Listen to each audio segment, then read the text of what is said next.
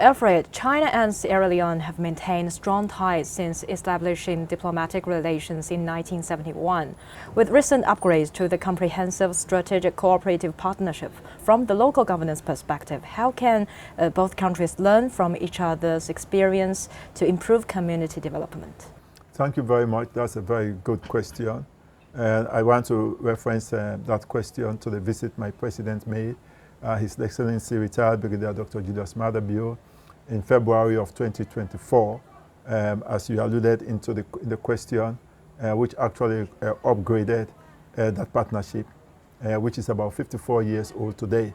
His Excellency, the President, had very fruitful conversation with President Xi Jinping, and along those lines, on his return, we started working on some of the interactions and engagement vis the creation of economic zones in Sierra Leone.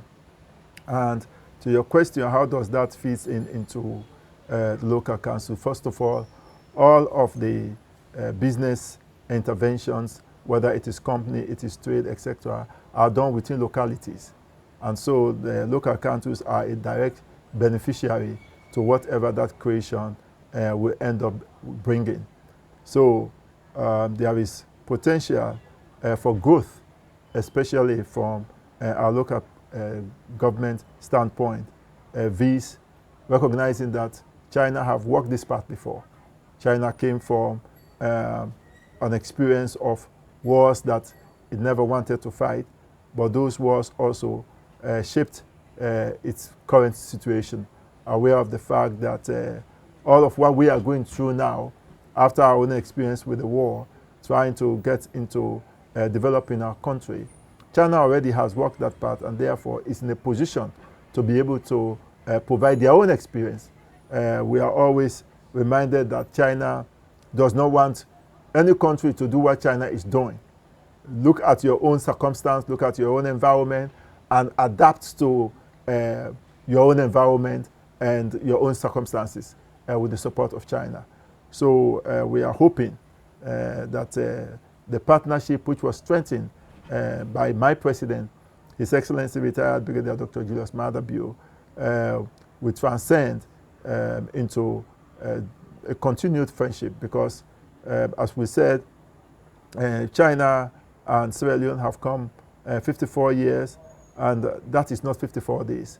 And it is a partnership that we continue to benefit from. I'm here today as a scholar to Peking University because of that partnership. And I'm here today specifically because I'm Deputy Minister of Local Government and Community Affairs. And it was necessary for me to be here based upon what was communicated by the Chinese embassy in Freetown to me. And being here, I have gone to the local councils. I've seen what is being done there at their local levels, etc., what have you. And it is those experiences that we are learning from, so that at least we can take back to Sierra Leone to be able to improve our situation, whether it is in the area of technology, whether it is in the area of agriculture, whether it is in the area of animal husbandry, or whether it is in the area of human capital development. And so we think that the China-Sierra Leone relationship is at a point where we are very, very confident that we can grow this partnership beyond where it is right now. With cities like Freetown and Chinese cities including Hefei and Ganzhou, do you see city-to-city or community-level partnerships as an effective way to promote this kind of South and South cooperation? In fact, that I think is one of the major ways to link the Global South, or to give meaning to the Global South cooperation, because in my almost 3 weeks here, when we went to Donghang, that is one of those issues that I really try to pursue.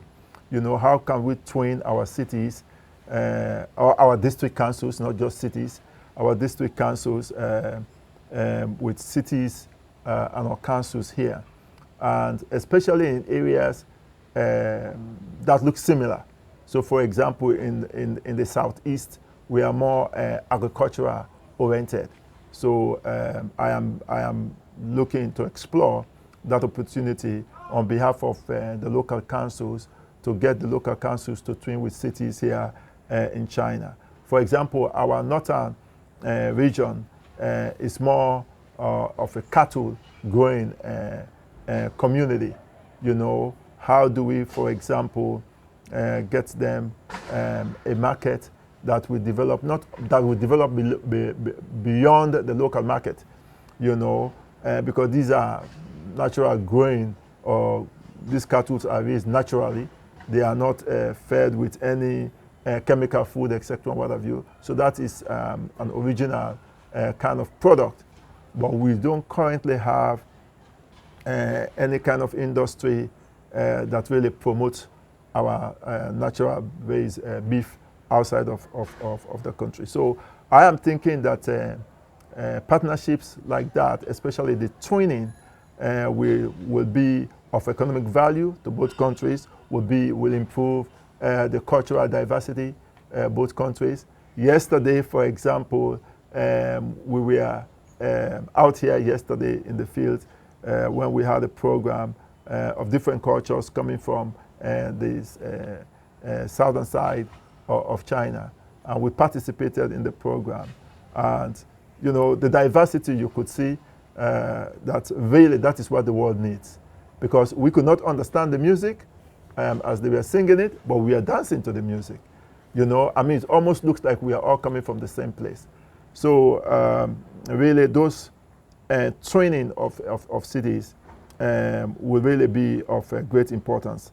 I will conclude on that by saying that we as a ministry have been fortunate to have hosted the deputy governor of Jiangsu province, who went to Sierra Leone. Although it was a very tight schedule, it was just a one-day program, a one-day visit, but we had some very interesting conversation, and some of the commitments that Jiangsu deputy governor made, he had delivered on it. Also, we had the opportunity last July to come to Guangzhou, you know, myself and the director. Unfortunately, this time also, our schedule is so tight that we are not able to break off to be able to meet with the governor, just to have some conversations with him. But those are the issues that I think we would like to really focus on. Let me say this just for our viewers. It is important to know that China had come to the aid of Sierra Leone at the time that Sierra Leone needs China the most. And I'll tell you this, that is in the times of Ebola outbreak in 2014 and the Corona outbreak in 2020. I think that those are the times that you know who your friend is. When, you know, everything is against you. You know, we lost, as you guys know, we lost thousands of people to Ebola, but at least China was still there to support us.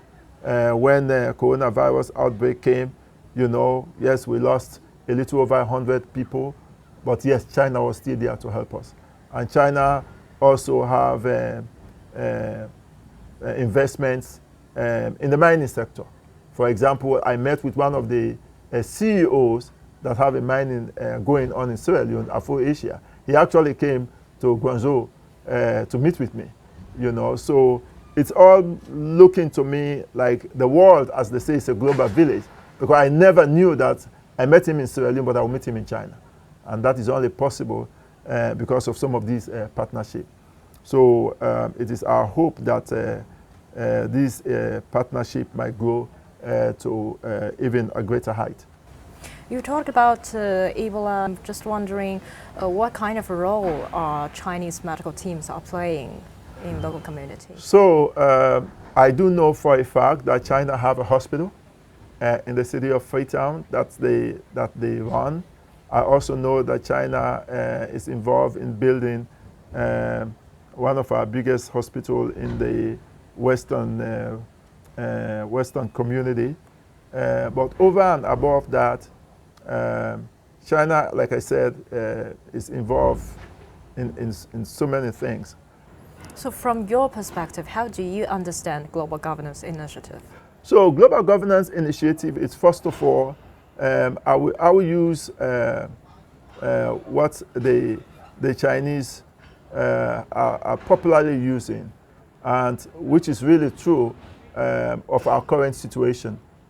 For example, global governance should ensure one, global peace, you know, and the global peace is not just within your own environment, but if any country of the world, however far away you are from that country, if that country is under threat, the rest of the world is under threat.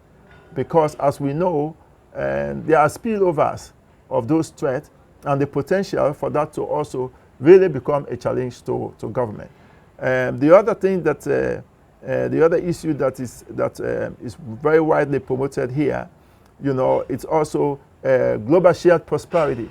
You know, I was just having a conversation with a colleague in the lectures, and I was telling, I said, you know what, global shared prosperity is such an important vision of the world.